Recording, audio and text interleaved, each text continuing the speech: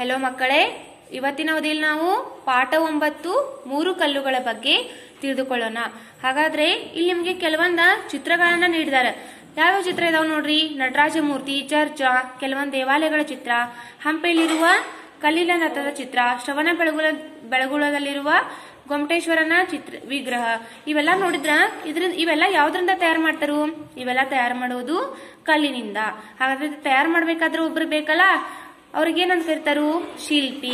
ಹಾಗಾದ್ರ ಇವೆಲ್ಲ ಮೂರ್ತಿಗಳನ್ನ ತಯಾರು ಮಾಡ್ಬೇಕಾದ್ರ ನಮ್ಗೇನ್ ಬೇಕು? ಕಲ್ಲು ಬೇಕು. ಅದನ್ನ ತಯಾರಿಸಲು, ಇವೆಲ್ಲ ಮೂರ್ತಿಗಳನ್ನ ತಯಾರಿಸಲು ನಮ್ಗ ಯಾರು ಬೇಕು?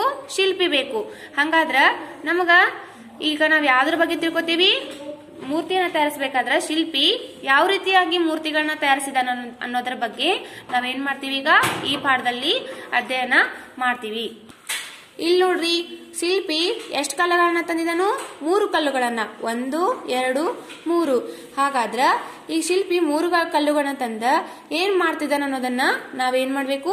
ಈ ಪಾಠದಲ್ಲಿ ಈಗ ತಿಳಿದುಕೊಳ್ಳೋಣ. ನೋಡ್ರಿ, ಒಬ್ಬ ಶಿಲ್ಪಿ ಸುಂದರವಾದ ಮೂರ್ತಿಗಳನ್ನು ಕೆತ್ತಲು 3 ಕಲ್ಲುಗಳನ್ನು ತಂದನು. ಇವ್ಯಾರೀಗ? ಶಿಲ್ಪಿ.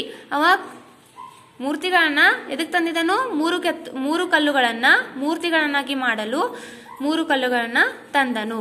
ಮೊದಲನೇ ಕಲ್ಲನ್ನು ತೆಗೆದು ಅದನ್ನು ಉಳಿ ಮತ್ತು ಸುತ್ತಿಗೆಯಿಂದ ಕೆತ್ತಲು ಪ್ರಾರಂಭಿಸಿದನು. ಅವ ಈಗ 1ನೇ ಕಲ್ಲನ್ನ ತೆಗೆದುಕೊಂಡ ಏನ್ ಮಾಡ್ತಾನು?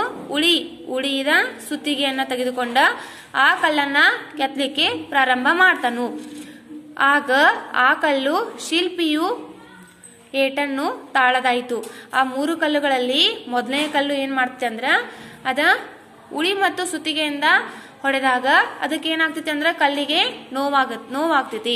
ಅವಾಗ ಕಲ್ಲೇನ್ ಹೇಳ್ತೈತಿ ನೋಡ್ರಿ, ಅಯ್ಯೋ ಶಿಲ್ಪಿ, ನಾನು ಏಟನ್ನು ಸಹಿಸಲಾರೆ, ನನ್ನನ್ನು ಬಿಟ್ಟು ಬಿಡು ಎಂದಿತು.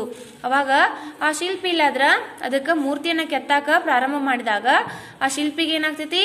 ಶಿಲ್ಪಿ ಇಲ್ಲಾದ್ರ ಕಲ್ಲು ಏನ್ ಅಂತ ಹೇಳ್ತೈತಿ? ಅಯ್ಯೋ ಶಿಲ್ಪಿ, ನನಗ್ ನೀ ಈ ರೀತಿ ಸುತ್ತಿಗೆ ಮತ್ತು ಉಳಿಯಿಂದ ಹೊಡೆದಾಗ ನಂಗ ನೋವಾಗ್ತೈತಿ, ನೀನ್ ಮಾಡು, ನನ್ನನ್ನ ಮೂರ್ತಿಯಾಗಿ ತಯಾರು ಮಾಡ್ಬೇಡ, ನನ್ನನ್ನು ಬಿಟ್ಬಿಡು ಅಂತ ಅದೇನ್ ಮಾಡ್ತೈತಿ? ಕಲ್ಲ ಶಿಲ್ಪಿಗೆ ಹೇಳ್ತೈತಿ. ಅವಾಗ ಏನ್ ಮಾಡ್ತಾನ ನೋಡ್ರಿ ಶಿಲ್ಪಿ ಕಲ್ಲಿನ ಮಾತನ್ನು ಕೇಳಿ ಅದನ್ನು ಪಕ್ಕಕ್ಕೆ ಇಟ್ಟನು. ಆ ಶಿಲ್ಪಿ ಇಲ್ಲಾದ್ರ ಈ ಕಲ್ಲ ನನ್ ಮೂರ್ತಿ ತಯಾರು ಮಾಡ್ಬೇಡ ಅಂತ ಹೇಳ್ತಿ. ಅದಕ್ಕ ಏನ್ ಮಾಡ್ತಾನವ? ಆ ಕಲ್ಲನ್ನ ಪಕ್ಕಕ್ಕ ಅಂದ್ರ ಸೈಡ ಈ ರೀತಿ ಇಟ್ಬಿಡ್ತಾನು. ಮತ್ತೆ 2ನೇ ಕಲ್ಲನ್ನು ತೆಗೆದುಕೊಂಡನು. ಅದಕ್ಕೆ 100 ಏಟುಗಳನ್ನು ಹಾಕಿದನು. ಈ 1ನೇ ಕಲ್ಲು ನನ್ನನ್ನ ಮೂರ್ತಿಯಾಗಿ ಮಾಡ್ಬೇಡಂತ ಅದ ದುಃಖದಿಂದ ಹೇಳಿದ ಕೂಡ್ಲೆ ಆ ಶಿಲ್ಪಿ ಏನ್ ಮಾಡ್ತಾನು? ಆ ಕಲ್ಲನ್ನ ಪಕ್ಕಕ್ಕಿಡ್ತಾನ. ಅದೇ ರೀತಿ 2ನೇ ಕಲ್ಲನ್ನ ತೆಗೆದುಕೊಂಡಾಗ ಆ ಕಲ್ಲೇನು ಹೇಳ್ತಿದ್ ನೋಡ್ರಿ, ಶಿಲ್ಪಿ ಕಲ್ಲಿನ ಮಾತನ್ನು ಕೇಳಿ ಅದನ್ನು ಪಕ್ಕಕ್ಕೆ ಇಟ್ಟನು. ಮತ್ತೆ 2ನೇ ಕಲ್ಲನ್ನು ತೆಗೆದುಕೊಂಡನು.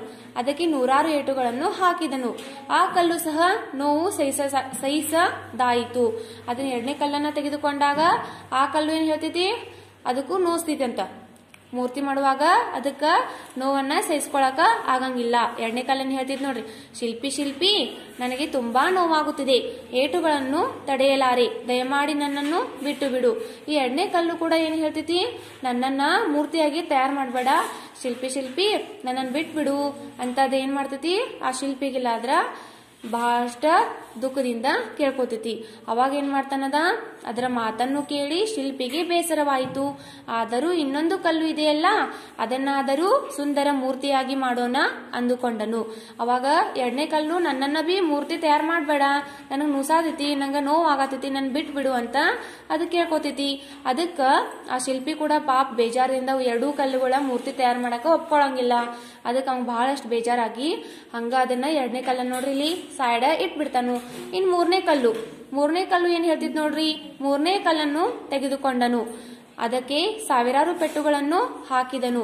ಆ ಕಲ್ಲು ತಾಳ್ಮೆಯಿಂದ ಎಲ್ಲಾ ಏಟುಗಳನ್ನು ಸಹಿಸಿಕೊಂಡಿತು. ಶಿಲ್ಪಿ ಆ ಕಲ್ಲನ್ನು ಸುಂದರ ಮೂರ್ತಿಯಾಗಿ ಮಾಡಿದನು. ತಾನು ಮಾಡಿದ ಮೂರ್ತಿಯನ್ನು ನೋಡಿ ಆನಂದ ಪಟ್ಟನು. 1ನೇ ಕಲ್ಲು ಮೂರ್ತಿ ನನ್ನನ್ನ ಮೂರ್ತಿಯಾಗಿ ತಯಾರು ಮಾಡ್ಬೇಡ ಅಂತ ಹೇಳ್ತಿದ್. 2ನೇ ಕಲ್ಲು ಕೂಡ ಬೇಡ ಅಂತ ಹೇಳ್ತಿದ್. ಆದ್ರ 3ನೇ ಕಲ್ಲೇನಂತ ಹೇಳ್ತೈತಿ? ನನ್ನನ್ನ ಅದ ಮೂರ್ತಿ ತಯಾರು ಮಾಡುವಾಗ ಏನು ಹೇಳಂಗಿಲ್ಲ, ತಾಳ್ಮೆಯಿಂದ ಸಮಾಧಾನದಿಂದ ಅವಾಗ ಕಲ್ಲಿನಿಂದ ಉಳಿ ಮತ್ತು ಸುತ್ತಿಗೆಯಿಂದ ಬಡದ್ರು ಕೂಡ ಅದು ಸಮಾಧಾನವಾಗಿ ಕುಂತೈತಿ. ಅವಾಗದ ಒಂದ್ ಚಂದ ಅಂತ ಸುಂದರ ಮೂರ್ತಿಯಾಗಿ ತಯಾರಾಗ್ತೈತಿ.